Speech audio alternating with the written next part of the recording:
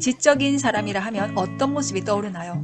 큰 안경을 끼고 손에는 책을 들고 올A 성적표를 자랑하는 사람요? 지적인 능력은 단순히 IQ나 시험 등급으로 측정되는 것이 아니라 성격과 생활 방식을 통해 보여집니다.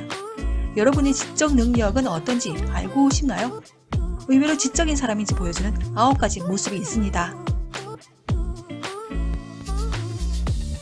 1.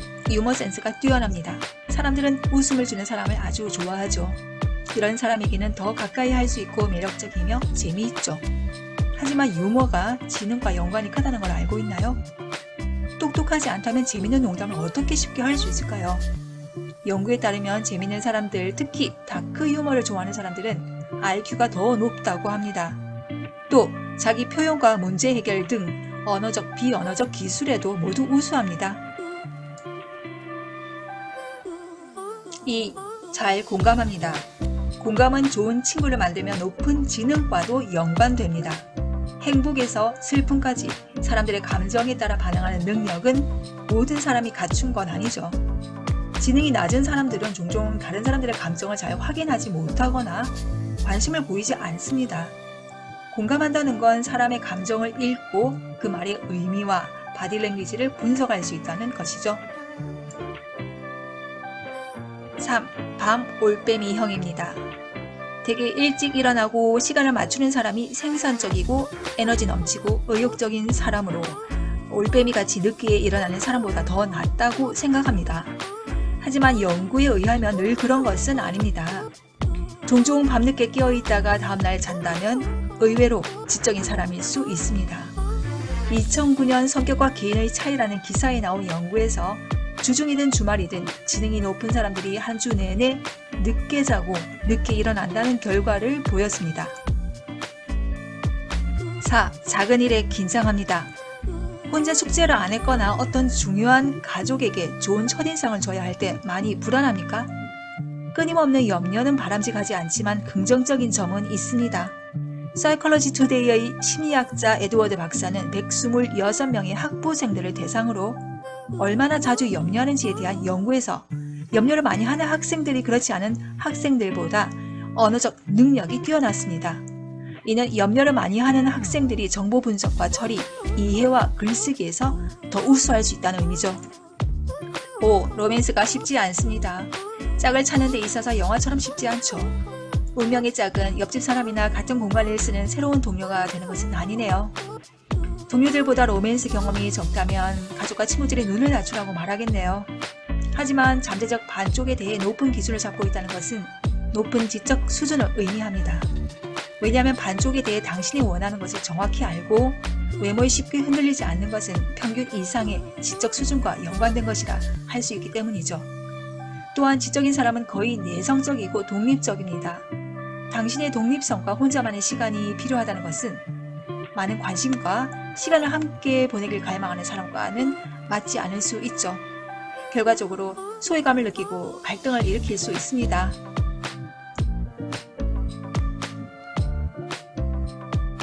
6. 깔끔하지 않습니다. 침대 정리가 귀찮고 일하는 곳이 엉망인가요? 미네소타 대학교 캐트린 경영학 박사는 연구에서 참가자들에게 새로운 방식의 탁구를 생각하도록 요청했습니다. 이들은 깔끔한 방에 있는 사람들과 지저분한 방에 있는 사람들로 나누어져 있었습니다. 양쪽 방 참가자들은 상대 쪽만큼 아이디어를 냈지만 훨씬 흥미롭고 창의적인 아이디어는 지저분한 방 쪽에서 나왔습니다. 그러니 깔끔한 것을 신경 쓰지 않고 지저분한 곳에서 일하는 경향이 있다면 독창적이고 아이디어가 많은 사람일 수 있습니다. 7. 일을 미룹니다. 일을 미룬다는 것은 독창적이고 상상력이 많다는 의미로 색다른 시나리오와 상황을 분석하고 처리하며 가시화한다는 것이죠. 일을 미루는 것에 관해서라면 결과에 초점을 맞추기보다 다른 방식으로 당면한 과제에 접근한다는 것입니다. 대신 당신은 전 과정을 가시화하고 집중하며 결론에 이르기 전 모든 과정을 거칩니다. 이는 거쳐야 할 하나하나의 단계와 걸리는 시간, 그리고 잘못될 수 있는 모든 경우까지 생각하는 것이죠. 이 모든 압도적인 생각이 일을 시작하기도 전에 머릿속에서 일어나 지치게 됩니다. 그러니 의욕은 약해지고 중압감에 일을 미루게 되죠. 8. 욕을 합니다. 엄마 앞에서나 수업 중에 욕하는 것은 안 좋은 것이지만 보이는 것처럼 꼭 나쁜 것만은 아닙니다. 욕은 화와 분노의 표출일 뿐만 아니라 폭넓은 어휘 능력과 읽기 및 쓰기 능력이 우수하다는 표시이죠. 2015년 매사추세츠 대학 티모시 심리학 교수의 연구에 의하면 1분 안에 특정 글자로 시작해서 가능한 많은 단어를 생각해내는 참가자들이 욕을 가장 많이 쓰는 사람들이었습니다. 그들은 동일한 시간 하에서 유창한 말과 욕설 간의 연결고리가 무엇인지 알고 있다는 것이죠. 9. 자신의 지적 수준을 의심합니다.